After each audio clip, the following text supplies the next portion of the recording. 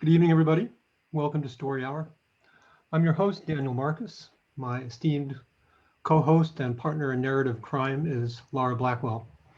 I hope you're all healthy and safe and taking care of yourselves and your loved ones.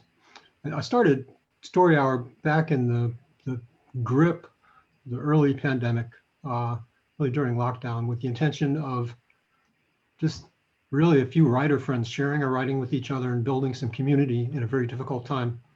And it kind of took off, and it's become um, somehow more than that. At Story Hour, we turn to a ancient and very time-honored form of entertainment, which is just folks sitting around the fire telling each other lies. So every week we have two authors, about 30 minutes each, doing exactly that. And each week we'll offer a couple of PSAs suggested by the authors, um, suggesting how you might help your communities if you are fortunate enough to be in a position to do that. So our authors tonight are Aimee Ogden and Effie Seiberg, both Story Hour veterans, repeat offenders.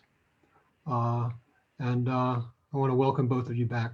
I'm really happy that you're joining us again. Um, Effie tonight is reading for Fair Fight. This was launched by the amazing Stacey Abrams, who also, by the way, is a fiction author among her many other talents. Fair Fight promotes fair elections around the country, encourages voter participation in elections, and educates voters about elections and their voting rights.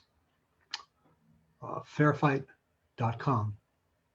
Aimee is reading tonight for Occupy Madison, Tiny Houses and More. This is a nonprofit membership organization dedicated to creating a participatory, non-hierarchical, democratic community where people with or without safe, stable housing can live and or work cooperatively to relieve poverty and promote dignity, safety, stewardship, and sustainability. So both of those are incredibly worthy organizations.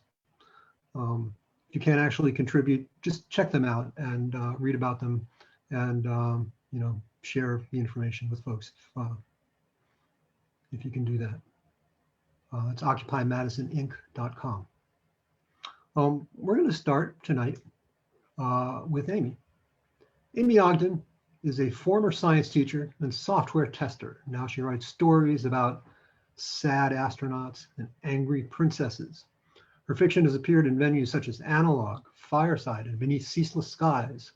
And with Bennett North, she co-edits Translunar Traveler's Lounge, which is a zine of fun and optimistic speculative fiction. Later this year, her novellas Sun Daughters, Sea Daughters, and Local Star will be forthcoming from Tor.com and Interstellar Flight Press, respectively. So take it away, Aimee. And I just put it in the chat, but I was bad and didn't update my bio from last time. So both of the novellas are out now. Yay, exciting. And I'm really excited to be back with you all. I have two stories picked out for tonight, and I'm going to start with one that appeared in Diabolical Plots a couple years ago, which is called Heaven for Everyone. The summer that God came to Whartonville, I ended up trapped on the drugstore roof with only half a peanut butter sandwich and a seraph to keep me company. The sandwich part is true. Hell, all of it is true. I'd eaten the rest of my lunch on the bus before God's approach hit the news. I can always buy more lunch in the hospital cafeteria, when the cafeteria and the rest of the city aren't under 3 feet of water, at least. I know it was bad and people died, but I'm still glad we got a flood instead of the plague of locusts that just hit Fargo. 2 months later, and you still can't step outside without a crunch, is what I hear. Anyway, the seraph must have flown up before the rain really started coming down, and I managed to climb up onto the streetlight and from there to the roof. So there we were, together, in the middle of the storm. I thought he didn't do this shit anymore, I said to the seraph. They shrugged, or at least I thought they did. It's hard to read body language on someone who's 7 feet tall with 6 wings and a dozen mouths, but I've had practice lately. They can't really speak for themselves. Sure, they talk, but everything they say is an echo from the Almighty's own lips, or a bare minimum from one or another of his prophets. So body language turns out to be kind of important. There was a covenant or whatever. I pushed away from the ledge. I still had my umbrella at that point, I think, though with the way the rain was blowing, I probably wasn't any drier for it. You've seen pictures of the flooding? They don't do the wind justice. I guess you probably can't just fly us up and out of here either. The seraph's burning wings were too drenched to do more than smolder. They shook their head, and a hospital ID card rattled around their neck. I knew we had a few angels working in the morgue. They liked to stay out of sight, and everyone else liked it that way too. Damn, I said, because I didn't have anything else to say. When we said we wanted heaven for everyone, this wasn't what we had in mind. We unlocked the doors and flung them wide open, but heaven didn't let us in. Heaven came to us. Storm's getting worse. You have been cast down, you that once laid low the nations, said the seraph, and my teeth rattled in my skull. That voice had been created to level mountains and humble the mighty. I wasn't that mighty, and it didn't make me feel humble, just headachy. I told the seraph not to rub it in, that I was pretty well aware by that point just how low I had been cast, and they looked down at their bare, leathery feet. And then I wasn't so sure just who they had meant. That was when I heard the screaming.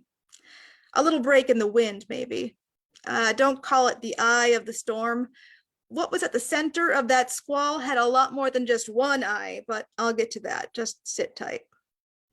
The screaming was a woman down on the street. Well, not on the street itself. The street was a riverbed by then. She had grabbed a door somewhere, one of those interior jobs with the cork core to make it float. Might have been okay on a lazy river or something, but a trip down Almond Street meant real whitewater rafting. The seraph leaned down next to me to get a view of her. They shook their head, and the long silver chains of their hair scraped against their guttering wings. Thou shalt not kill. You're the angel, I told them. Do something. But I don't need to tell you how that rankled. I didn't go to medical school for a million years because I liked just standing around and watching people die. Did you know that most of the hospital staff were paradisists? I don't know the exact numbers. Upwards of 80% for sure. You see that many people die? You see that many people live badly, you're going to want change. Well, we got it. First, do no harm, we said, but it turns out you can't crack your way into heaven without screwing things up something serious. Where was I? Oh, the woman. So the current was sweeping her down the street right in front of the drugstore, and I thought, you know what? I'm already wet. So I grabbed the downspout and slid down, and I probably would have about broken both my ankles if there hadn't been 3 feet of water to slow my fall. I'm tall, but 3 feet of water is tall too, and it knocked me right over, and my first thought was, well, this lady and I are gonna die together. Then this huge splash, practically a tsunami, right next to me. The seraph had taken a cannonball right off the roof. Lucky they didn't land on me, or this story would be a lot shorter, and also you would have to hear it from my wandering soul. Assuming I'm heaven-bound in the first place. That might be a big assumption for any paradisist. I don't know. They came down between me and the lady on the door anyway, and I was glad for that. I was halfway to the suburbs by then, but at least I didn't take the plunge for nothing. I got off the roof to save her, and if my swan dive didn't accomplish anything besides getting the seraph in gear, that's okay. I was underwater more than I was above, but I saw them grab her. They put her up on their shoulders like a kid riding piggyback. And then the last thing I saw before I went under again was them spreading their wings wide. And when I say wide, you ever seen a seraph in flight? Their wingspan half filled the street, diverted some of the water around the corner onto Pearson Avenue. My apartment's down that way, but that was the last thing on my mind at that point, let me tell you. Not enough to stop the water, but enough to slow it down. I got my feet under me again, and I got to the seraph.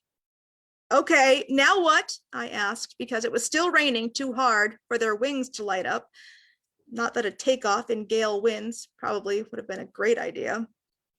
Well, that seraph picked me up like a rag doll and set me on top of the roof across the street, just a single story, lifted the woman up right next to me. Then they started climbing up too. Oh, but Lord, were they heavy. They tried stepping on the windowsill and ripped it clean out of the facade. We tried to heave them up, the two of us together, but like I said, heavy. And just then, guess who decided to come cruising around the corner? Yep, the Almighty himself, 1,000 blazing eyes and 100 tongues professing his very own glory. Oh, you can see the rain sloughing off him, just rivers of the stuff. Literal rivers. I didn't know then that January Lake had already burst its banks. Well, that's what happens when a man-made lake meets a heaven-made catastrophe. And still, could have been a plague of locusts. After all of it, there's still a part of me that wants to take a swing at the big guy. A stupid caveman gut reaction. You can't punch a cloud, even a cloud chock full of eyeballs, but you can want to punch it, and boy, do I. Anyway, Almond Street had become Almond River at that point, and all we had was to hang on to the seraph like their life depended on it. Maybe it did. We hung on together, just the three of us, alone in the world for all we knew. That seraph held on so tight they broke my wrist. Can you believe that? It still hurts when there's a storm coming. But we held on. That was all that mattered just then, and eventually the storm died down and the river dried up, and the seraph lifted us down from the roof like the infants we were. The woman looked around. It's still raining, she said. I thought it would have stopped by now. I mean, he's gone, isn't he? But I ignored her, not at my best form just then. It's not fair, I said, which was a damn stupid thing to say because fair was never the point, was it? The idea of heaven for everyone wasn't fair. It was just right. It was just. The seraph spat a giant loogie onto the wet street. Render unto Caesar, they said, and jerked a pair of wings in the general direction of where God had gone. I'm surprised you're mad at the big man. My wrist hurt like hell, but I remember the thing that bothered me the most was that my shoes each weighed about 1,000 pounds. Never occurred to me to just kick them off. Well, we're the ones who pulled you down here into the mucky muck. We was more literal than the seraph might guess, or maybe they did know. It's not like I've ever made a big secret of it. Doctors are supposed to help people, aren't they? But they weren't looking at me. Their stare drifted along the street, where the marble facade had come off the old theater and the windows had blown out of Martinelli's. There were a dozen bodies left behind where the river had been.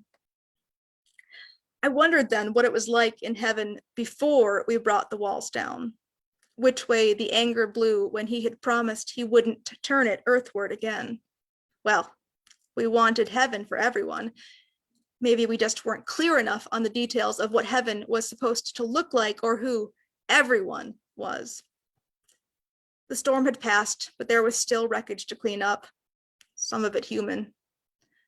We'll make things right, I said, as right as they could be after all this. We've done harder work than this, I said. The seraph raised one wing. Sheets of rain slashed off the edges of their brass feathers, but I ducked underneath, and the woman did too. They closed their wings around us, and we huddled together until the last of the Almighty's wrath had passed. Shared that PB&J too, even if it was a little soggy by then. And before the rescue teams came through, I gave the seraph my number in case they wanted to check out my lab, maybe get out of morgue work.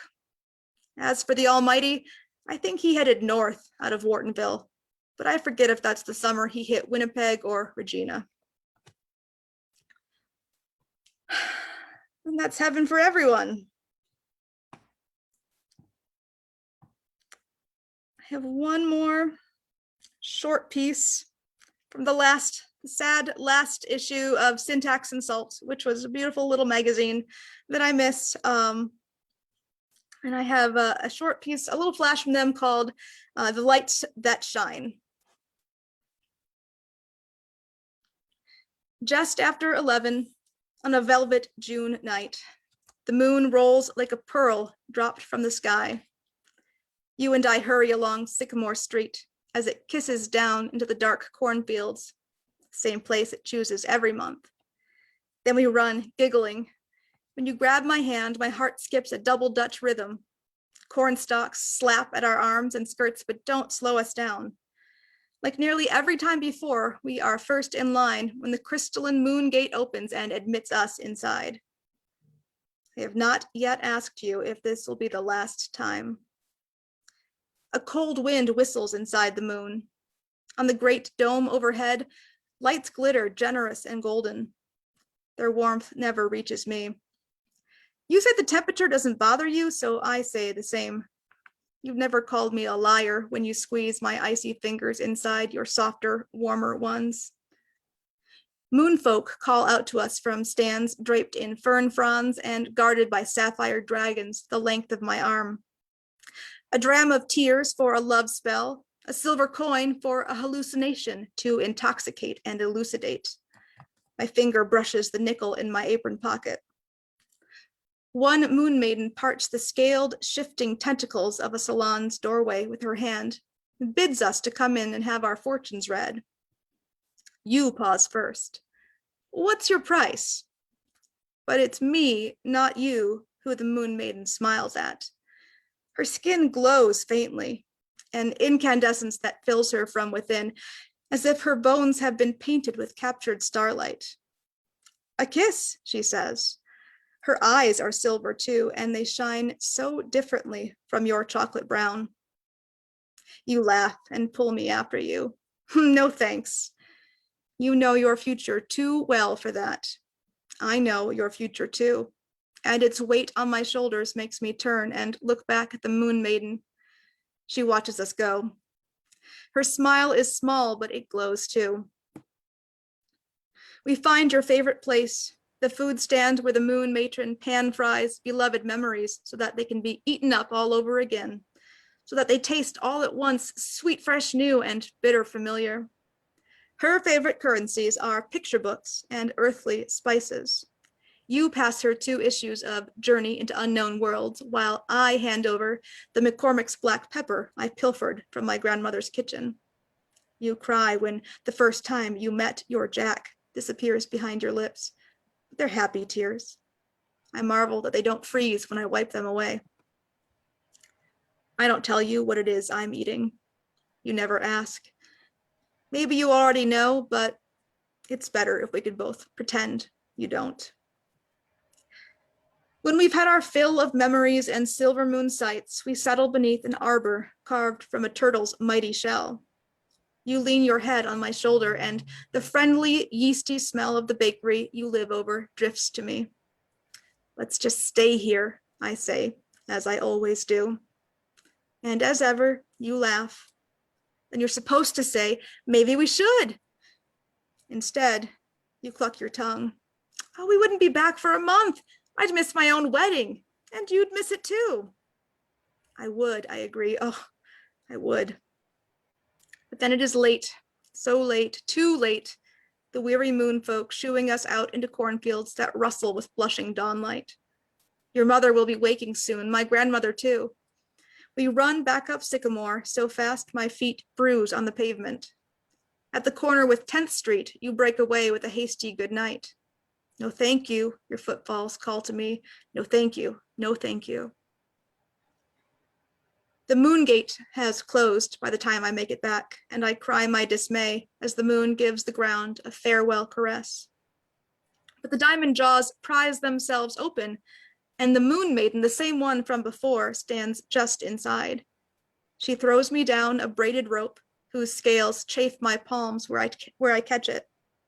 I grasp the rope and it grasps me, and the Moon Maiden pulls us up as the town grows first close, then small beneath us. She does not hold my hand when she leads me inside, nor pull me along behind. We walk together, side by side. She leads me back to the salon, whose shadows deepen as the dome lights dull and fade, and bids me sit on a cushion soft as dreams. The other moonfolk who have come to ply her custom do not stare or ask curious questions. They are lost in one another's eyes in their own reflections in drinking glasses that brim with storm clouds of gaseous wine. The Moon Maiden takes her price softly, kindly, and when I close my eyes, I feel a gentle glow that rises from my bones. The end. Wow. Those were both lovely. Thank you so much. Thank you. It's awesome to be here again. As is our custom, we like to pause a moment between parts of the program just to kind of let the stories sink in a little bit. Wow. Lovely work. Really nice work. All right. Onward. Next up, Effie Seiberg. Effie is a fantasy and science fiction writer, as many of us around here are. Her stories can be found in the Women Destroy Science Fiction Special Edition of Lightspeed magazine, which won the 2015 British Fantasy Award for Best Anthology. She's also appeared in the Best of Galaxy's Edge, 2015 to 2017, Analog, Fireside Fiction, and Podcastle, among others. Effie lives in the San Francisco Bay Area, and she likes to make sculpted cakes and bad puns. Effie, take it away. Thank you guys for having me again. It's wonderful to be here. And Aimee, those two stories were just lovely. Absolutely beautiful. Today, I'm going to read for you guys a story called Rocket Surgery, which first came out in Analog magazine. We'd tested plenty of missiles before, but Teeny was the only one that convulsed when we cut him open. Oh, your viewers need more background. Okay, I'll back up a bit. Let me tell you, kids today don't know their history. Even locked up in here for the past 10 years, I can tell. No education. Good thing you're getting the real story out. Now, this was back when Hamazi was the supreme dictator of the Umbridian Republic, enemy number one. The whole military was buzzing about overthrowing him, and General Pittix, I guess he's presidential candidate Pittix now, wanted to make a name for himself. So the weapons division got a lot of money to make something spectacular. Previous missiles had AI, of course, precision navigation with plasma propulsion that could turn on a dime, facial recognition to find the target and follow them. The Azimuth 5900 could detect genetic debris to avoid hitting decoys, and the Tarzan A80's nanoscales could rearrange to make the outer shell take on any shape to blend in with its surroundings. So if it needed to land to gather more intel, it could camo up without suspicious shadows giving it away. But Teeny was something else altogether. No, of course that wasn't the official name, but Predator TVACEW34W doesn't exactly trip off the tongue. So can I continue? It was just the beginning of the new wetware computing. Nanotech could only get us so far, so instructions were entwined in aDNA, the quickly standardizing format for artificial DNA, and plastoneurons wound their way through plasma rockets and payload decompressors and senso patches, all within a state-of-the-art nanoscale morphing skin that was even higher res than the Tarzan's. Wetware was unpredictable, but it sure was efficient. Teeny was only the size of a golden retriever. Me and the other gals, we were in charge of the final testing, coding up the VR simulators for the finished bombs to see what they'd do. But for Teeny, the first one ever made of wetware, this was something new. It was like rocket surgery. Skin flayed open and held with clips so we could hook the sims into the plastoneurons, systems looking like life support threaded through and plugged in to maintain the beat of electrical impulses, and the longest manual we'd ever received on how to not kill the bomb in the process. We thought it was kind of funny, to tell you the truth, the idea of killing a machine that was built to kill others, but I gotta tell you, by the end, we saw Teeny like our own little baby, and we made darn sure we didn't kill him by accident. When we first cut him open to plug him in, Teeny convulsed. He twitched with the first slice, and the more we cut, the more the external nanoscales surged, changing his exterior to look like a tan desert rock, and then a small pile of bricks, and then a 50-pound tuna. His on-the-ground camo looked pretty good up close. We went through the manual to figure out what we'd done and couldn't find anything to help us. Betty said that maybe because it was wetware instead of hardware, we needed to treat it more like it was alive, a he instead of an it, and maybe he's in pain when we cut. We all thought she'd gone bananas, but the next day she'd rustled up an IV with some dihydromorphine from home. She'd been taking care of her husband and had plenty extra, and she stabbed it into one of Teeny's ion channels, which was no small feat since he was still spasming so bad. But she opened the drip, and sure enough, the convulsions quieted down. Well, we thought that with behavior like this, we should probably tell people about it before we start the usual course of testing, so we sent hollows to the research team and to General Pittix. And the research team was excited, but said that wetware was so unpredictable that they didn't have more guidance to give us, but please keep noting down what happened and proceed. Pittix, on the other hand, quickly replied with, "Don't care, as long as it does its missions right. Stop fucking around with scientific theory and fast-track this." Tells you a lot about him, doesn't it? People called him General Pitiless behind his back. We programmed the Sims with increasingly complex scenarios and watched little Teeny march right through them as long as we managed the painkiller drip. He never failed a mission, but the wetware really did have its quirks. The first time we saw something was up was when we coded in the nursery school mission. In our sim, the religious extremist group, we based it loosely on those nutjobs that were rolling around DC at the time, you know the ones. And they had a terror cell hidden under the basement of a nursery school. We had their weapons shipments staged in boxes of formula and diapers, and we coded up explosives to be hidden in the storehouses full of hollows for the kids and replacement parts for the nannybots.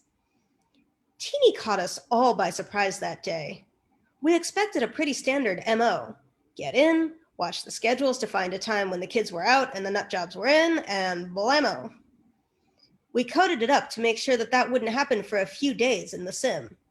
But before we knew it, Teeny had set himself up to look like a box of bot parts, then found the standard control net that let you repair the nanobots and injected it with a virus. We'd just written the bots with just basic off-the-shelf programming, but what do you know? They all got up and ushered the kids outside in broad daylight, even brought them down the road to an ice cream shop. Well, a shell of an ice cream shop. We'd only gotten around to programming the outside. And when all the kids were safely out of blast radius, only then did the blammo happen. Blew the compound to virtual smithereens and from a location that minimized additional damage from the blown explosives in the warehouse. We didn't know it could do that.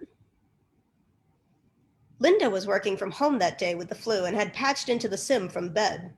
She'd lost her voice, so had turned off her comm and instead was typing in.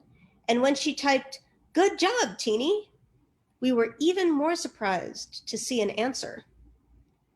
Up in the left-hand corner of the VR view, right where no interface elements should be, we saw the words, "Thank you," but the bomb did not explode. They were written in white, in an old-fashioned font that we certainly never put into the sim. And Teeny wasn't supposed to be able to talk. Nothing in the manual said anything about that. We were all a bit spooked, but at the same time excited to actually talk to a test subject for once. So I typed back in the normal part of the UI, "Your sensors did just what they were supposed to do. We just took out the explosive material for testing."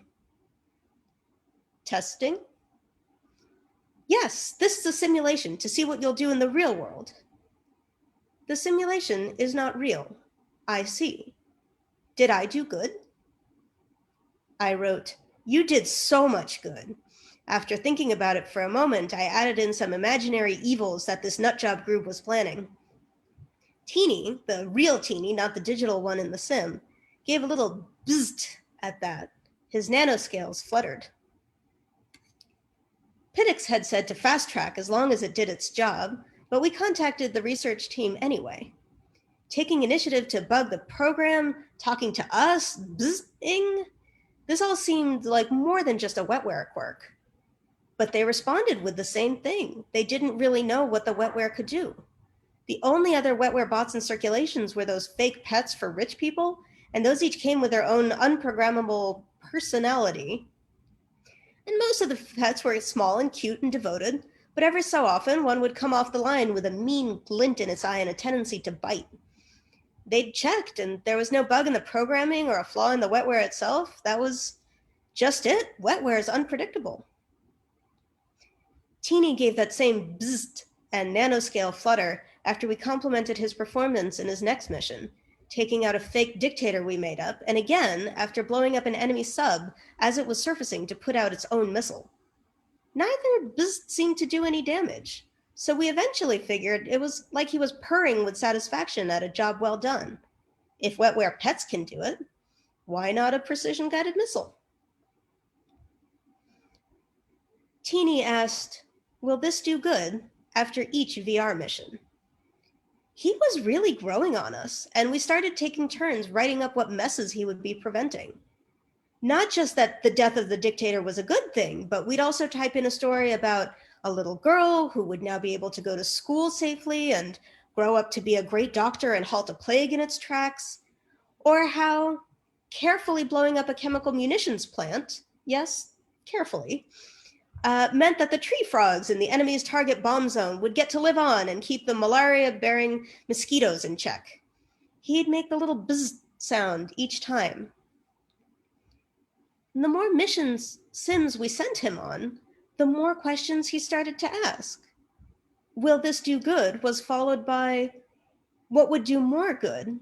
And Linda, who'd been a philosophy major before she got her head on straight and switched to testing, talked to him about Aquinas and Aristotle and Camus and Kant and goodness knows who else before we told her to stop filling his ROM with such nonsense. But philosophy twaddle or no, our boy was clever. He kept getting more creative in his solutions. I think my favorite test was the mission to take out the number 2 in an anarcho-green extremist group. Once he got to their compound, instead of finding the milito hippie, he plugged himself straight into their net. We had to code it up as he went along, and he hunted down the number 1 through old school message boards and cryptoed messages. He waited until both the number 1 and 2 were in range, then got both of them with one beautiful explosion. This will do more good, yes? He'd asked when the VR reset, his old-fashioned white text hovering at the left of my vision. I'd nodded, almost too proud to speak, and exhausted from the race of building the nets before he got to them. Even more good, I'd said, and that night, me and the gals went out for beers to cheer our genius boy. The next morning, when we got back to the test lab, Teeny had left us a message. The number 3 will keep the group going. It is not ended. I must go back. No, I wrote, but your mission is ended. You blew up, remember? What happens to me when I blow up? I stopped typing into the sim. How do you explain to a rocket that he can only be used once and is dead and gone after? You complete the mission when you blow up. But what happens to me after? That's it. You aren't anymore. There's no you left. Just like the number 1 and number 2, they're not left. That's right. Why shouldn't they be left? Because they were evil, remember? They were doing bad things. What if, his writing hesitated, what if I want to be left after in the real world? That's just not how it works, I said. But then I can't do more good. He paused. I thought it was good to do more good. It is, and by doing this, you'll be doing more good than any one of us could ever do. Another pause. I see. What's it like, not being left? Is it unpleasant? Too much philosophy, that was his problem. I'd have to have a chat with Linda. No, it's like you float away into nothingness and you don't need to worry about the world anymore. It's not unpleasant at all. He was quiet for a long time, but of course still passed the next sim with flying colors. Me and the gals, we started to plan a little graduation ceremony for him in the testing lab for when he was ready to go into action. Nothing fancy like what the top brass does, but then the top brass would never have a ceremony for a bomb. We were about 2 weeks out from it when General Pittix and 5 of his aides strode into the lab. He never came into the lab. Time's up, he said. The man always sounded like he was gargling rocks. Linda was the one that stepped up to him. We're not done. We still have 7 more sims to take it through. Don't care. Bomb's been hitting the targets, yes? He shifted his toothpick to the other side of his mouth. Well, yes, and it's been performing the camouflage maneuvers, gathering good intelligence to optimize the hit? Well, yes, but the mechanisms of the hit are still a bit fluid. Good enough. We need it now. He looked around the lab until he found Teeny, tubes and wires sticking out of him like a coma patient. Is it gonna blow if we take those wires out? Well, no, but good. The Ambridians keep shooting our azimuths out of the sky, so we need something with better camo, and there's no Tarzans left. Hamazi has given us a gift. He'll be very vulnerable for the next 3 hours, and we need to hit him now. He started yanking out wires, and Teeny convulsed like he'd done on that first day. Stop that, cried Linda. You're hurting him. He gave her a look that would pulverize a small building. It's a bomb, he growled, not a kitten. What's wrong with you? His steely gray eyes swept through the rest of the beeping machinery in the lab. So I stepped in. Top brass always responded better to fancy words. General, let us give you the best procedures to ensure optimal performance. He grunted and agreed. And then off Teeny went, rolling away on the little cart the general's aide had brought. We offered to brief Pittix with our full notes and recommendations, but he grunted again that as long as the bomb hit the targets in the sims without detection, he didn't give a flying fuck and to get the hell out of his way. They'd do the full debrief for the next one where they actually needed the extra functionality. He always was an asshole. Tell your viewers not to vote for him. But anyway, our boy was off to do good in the world. We'd sent off other bombs in the past, of course, but we'd never felt this kind of pride. Teeny was our bomb. He was smart. He would minimize civilian casualties and do more than the military ever imagined. And once that happened, there'd be more Teenies to make sure that anytime our military needed, we could strike with intelligence. And of course, those would be fully tested. We popped champagne that night, cheering our brilliant little boy. We all assumed that he would hit Hamazi that day, and that'd be that. The slippery bastard had survived more assassination attempts than anyone, and taking him out would be the best step to liberate the corrupt country.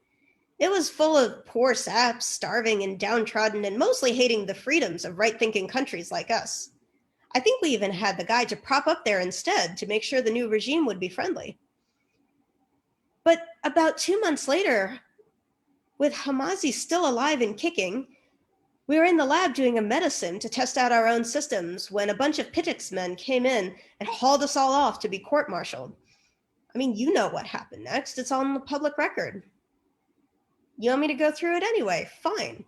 One of them cut our power right before 8 more stormed into the lab. They grabbed each of us 2 to 1, marched us out, and threw us in cells after, even though we'd done exactly as we were supposed to. The research team, too. And what happened with Teeny? Well, you ever wondered why I'm in this tech-free cell? And why you had to come in person to talk to me? Why they confiscated your smart pad and any recording devices, and only gave you a pencil and some paper?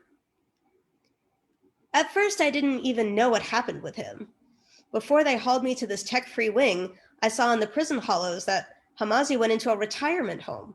A retirement home, of all things, and his nephew took over. Now, I wouldn't say that the nephew was a particularly big fan of us, but the death to the pigs propaganda died out, and he focused on his own country's stuff for a while, kicked out the old council and set up a constitutional monarchy with a parliament. And within a few years, the Ambridian Republic looked like it was in much better shape, with people getting fed and educated, and they started setting up peace treaties with countries left and right. Not us, though, but, they left us be, and I guess that's fine. And of course, from that alone, we were all tried for treason. They assumed that we had some ties with the Hamazi regime and purposely sent out a faulty bomb. Complete nonsense, of course. We were just doing our jobs, and it was Pittix who made it a rush job, just covering his own ass, really. But it takes more than a whiff of treason to get you locked up in a room with no screens, with real human guards coming to bring you food so you'd have no contact with bots. A few months after the Ambridian regime change, after I'd already been tried and sentenced and tossed away, I started seeing new pictures on the screens in my cell. Usually the pics are all things to keep us prisoners docile, like beaches and forests and puppies and whatnot. Anyway, one day my pics were a little bit different. I started getting pics of Hamazi's nephews signing peace treaties, and Ambridian villages getting airdrops of medical supplies, and even pics of new schools being built. Now, I can't be sure exactly how Teeny did it.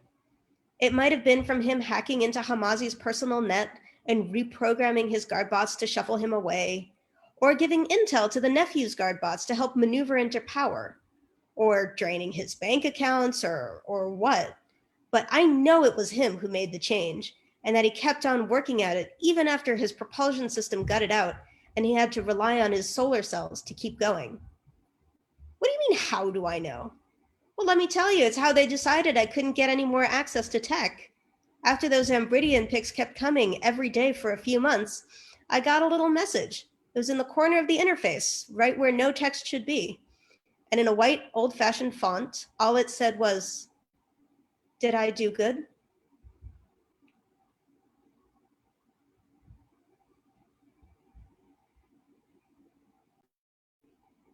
Thank you.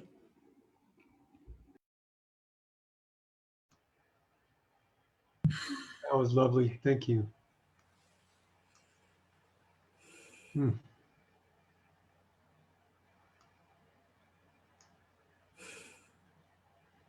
Daniel, both of these writers often also write things that are very funny and lighthearted. Mm-hmm. And I really loved it that tonight somehow they both took stuff that was a bit heavier, but the wit was still there. And I don't know. Some stories break your heart in a way that makes it men stronger, I guess. So interesting, that was an analog story.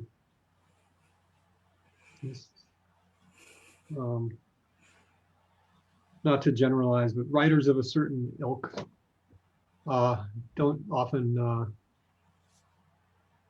sell into that particular market. I know I haven't. And it's a great analog story. It's a great story. Thank you. Thank you, Effie. That was really lovely. It is rare to find the tech and the heart Yeah, exactly. strong together. I was kind of groping for words. It's exactly what I was trying to say. Thanks, Laura. And thank you, Aimee, for joining us again, and Effie for joining us again. Another week, Story Hour. Stay safe, everybody. Take care of yourselves. Take care of each other. I want to thank our authors. I want to thank my fantastic co-host, Laura. And next week, please come back. We're going to have Megan E. O'Keefe and Sam Rebelline. It'll be a great program. That's it. Good night, everybody. Good night.